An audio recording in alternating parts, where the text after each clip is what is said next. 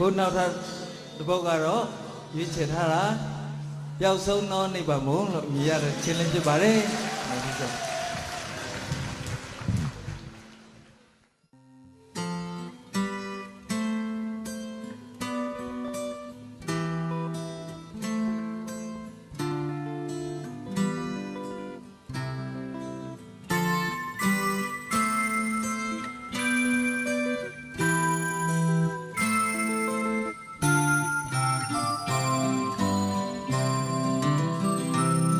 ငယ်စဉ်က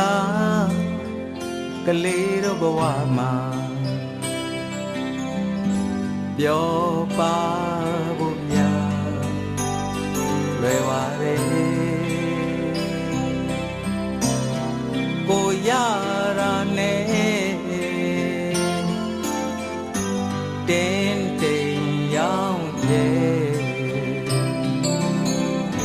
စားချိန်မှာဝင်စားမယ်အိတ်ချိန်မှာဝင်အိမ်မယ်အပူပင်ကင်းတဲ့ကလေးလေးဘဝသာ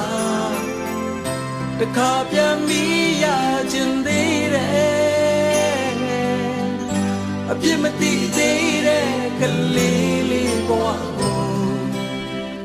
တခါပြန်ပြီးရောက်ချင်သေးတယ်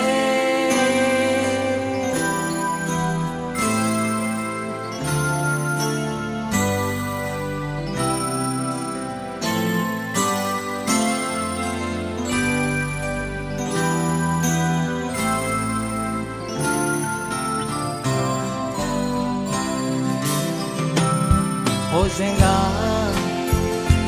လွတ်လပ်မှုဟာ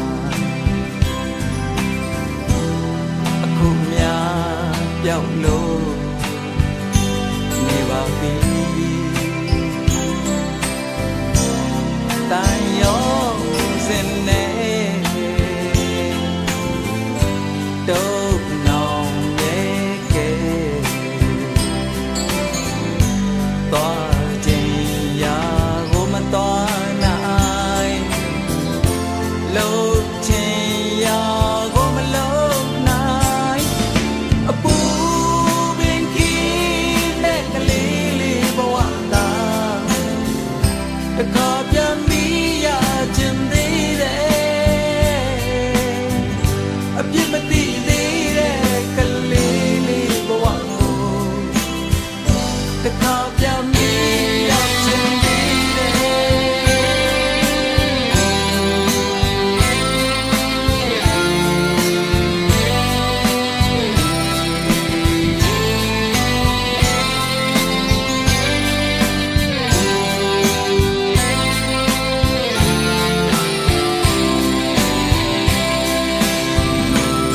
ချူစနေနှလုံးသားလေးဟာအယောင်အမျိုးမျိုးစွာ